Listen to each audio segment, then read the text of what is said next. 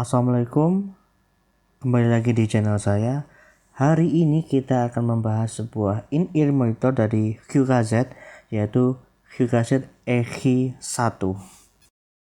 Jadi QKZ EGI 1 ini adalah produk entry level atau produk termurah, lebih tepatnya kedua termurah dari QKZ, dan harga hanya 50.000, termurah kedua setelah QKZ AK4.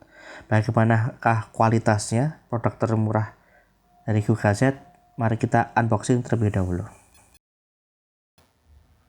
Kita mulai terlebih dahulu dari boxnya. Seperti biasa, QKZ ada kotak plastik yang dibalut dengan kertas ya, bertuliskan high-res audio dan berbagai tulisan China. Khasnya KZ tidak ada yang berbeda sama sekali. Lalu kita buka untuk boxnya, dan seperti biasa juga itu terdapat satu plastik besar yang berisi in-ear monitornya dan juga aksesorisnya. Seperti ini menjadi satu. Untuk aksesoris seperti biasa QKZ itu cukup lengkap ya, mulai dari ear tips yang cukup banyak biasanya, tapi mungkin ada perbedaan juga ya untuk yang harga yang lebih mahal gitu ya, tapi kurang lebih sama lah ya. Tapi yang di sini berbeda, tidak ada klipnya dan ear tipsnya berwarna hitam. Jadi total ada 3 pair atau 3 pasang, yang sepasang sudah ditempelkan atau dipasangkan di in-ear monitornya seperti ini.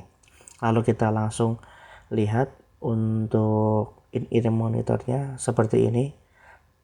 Cek 3,5 mm nya, ada penutupnya, straight down alias lurus ya, bukan bentuk L, good plated juga. Untuk kabelnya berwarna abu-abu ya. Untuk sekalifikasi untuk warnanya itu ada dua, warna hitam dan warna silver. Yang saya pakai di sini yang warna, atau yang saya beli di sini yang warna silver gitu ya. Ada mic-nya pasti karena sudah 4 volt. Lalu di sini untuk kabel panjang kayaknya 1,2 meter ya. Standar in-ear monitor biasanya seperti ini, terbuat dari plastik keseluruhannya, kecuali mungkin jacknya itu kayaknya masih ragu sih antara plastik ataupun metal tipis. Terus untuk mic-nya cuman model satu tombol seperti ini. Untuk splitternya juga seperti metal tapi kayak plastik, kayaknya mungkin metal tipis ya, karena di deskripsi untuk produk itu katanya gabungan antara metal dan plastik seperti itu. Modelnya stack down seperti ini, lurus ke bawah, bukan over ear. Lalu di sini ada fin-nya atau sirip U-nya supaya lebih kencang atau lebih pas ketika menempel di kuping. Walaupun memang beberapa orang nggak cocok ya, tapi ini cukup empuk untuk earphone-nya, jadi tidak terlalu menekan kuping. Untuk bahannya seperti yang dideskripsikan di tokonya, itu terbuat dari metal dan plastik, tapi metalnya bukan metal yang tebal berat yang kelihatan mahal tuh enggak, yang mungkin metal tipis gitu, entah aluminium atau besi atau apa, kurang tahu juga. Tapi dari desain wise lumayan keren, lumayan untuk seharga 50.000 ini tidak bisa dikomplain. Untuk belinya bisa di toko QKZ official, kalau saya belinya di Tokopedia. Overall untuk unboxingnya seperti biasa ya, QKZ standar, tidak ada yang istimewa. Tapi sayangnya klipnya nggak ada ya yang di sini. Untuk secara detail build quality-nya ini sekali lagi saya bilang cukup bagus untuk 50 ribuan. Gabungan antara metal dan plastik, walaupun metalnya metal tipis ya. Lalu untuk earphone-nya ini untuk di kuping saya sih pas ya, tidak mengganggu, tidak bikin sakit juga. Tapi untuk beberapa orang mungkin bikin sakit, dan bisa dilepas, tenang aja, bisa dilepas. Jadi kalau yang tidak nyaman bisa dilepas. Untuk kabelnya ini cukup tebal ya, saya suka ya.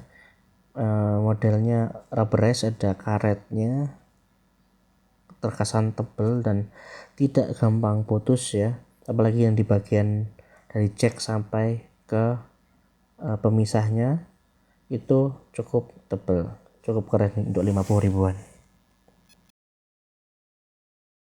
Lalu bagaimana untuk sound quality-nya? Untuk sound quality-nya sendiri, untuk bassnya itu cukup besar, cukup deep dan cukup nampol ya untuk bassnya. Bahkan lebih besar dari Hyuga Z AK4 yang kemarin saya bahas itu, yang katanya double driver, malah bassnya kurang ya. Jadi bassnya nih mantap. Terus untuk midnya agak ke belakang tapi tidak cempreng dan masih cukup tebal, cukup berisi, tidak terlalu tertutup dengan frekuensi lainnya. Vokalnya masih cukup oke. Sedangkan untuk treble-nya itu cenderung halus gitu ya. Kalau untuk separasi instrumen memang agak kurang. Lalu untuk sound stage-nya juga ngepas aja gitu ya. Jadi secara kualitas memang mungkin lebih diprioritaskan kualitasnya di bass, karena memang lebih banyak orang yang suka bass besar daripada treble besar atau vokal ya. Bass set itu penyukanya jauh lebih banyak gitu ya. Jadi untuk musik-musik top 40 itu masih oke. Musik cedak-ceduk juga oke, dangdutan oke.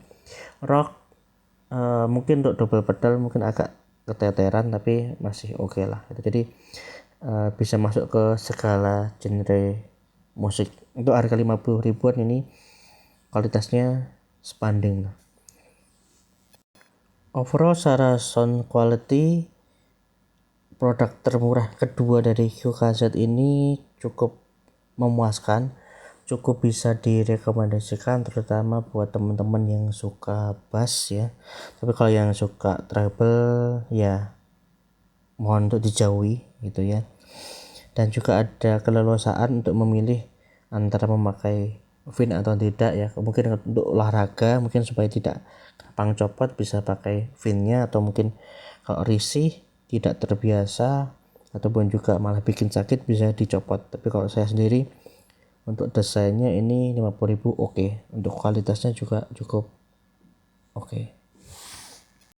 Kita tes juga untuk mic-nya ya. Siapa tahu teman-teman mau gunakan in-ear ini untuk Zoom meeting, mungkin bisa tahu kualitasnya seperti apa.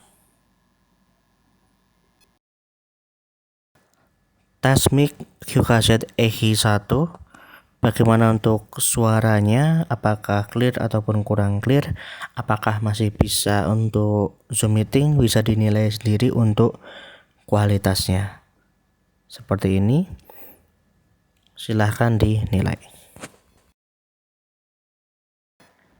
Untuk kesimpulannya, dengan harga 50.000, kedua termurah ya untuk produk Hyuga Z di toko official Tokopedia, itu kualitasnya sih kalau menurut saya sih worth it ya. Baik itu dari build quality-nya, dari sound quality-nya, itu untuk 50 ribuan oke gitu ya. Mungkin nanti akan saya bandingkan juga dengan in-ear monitor KZ ya, yang paling murahnya dengan harga yang mirip-mirip sekitar 50 ribuan. Plus minus kita tes kualitasnya seperti apa, nanti kita bandingkan, karena memang dua merek ini bisa dibilang jadi primadona saat ini ya. Jadi buat teman-teman yang memang suka bass, ini bisa direkomendasikan untuk dibeli tanpa mengorbankan sektor yang lainnya. Ini masih oke daripada yang kemarin Hyuga Z AK4 itu sangat kurang ya. Beda dari 25.000 tapi cukup terasa untuk perbedaannya. Seperti itu. Terima kasih sudah melihat video saya dari awal sampai akhir. Semoga bisa jadi rekomendasi untuk Anda. Terima kasih. Wassalamualaikum warahmatullahi wabarakatuh.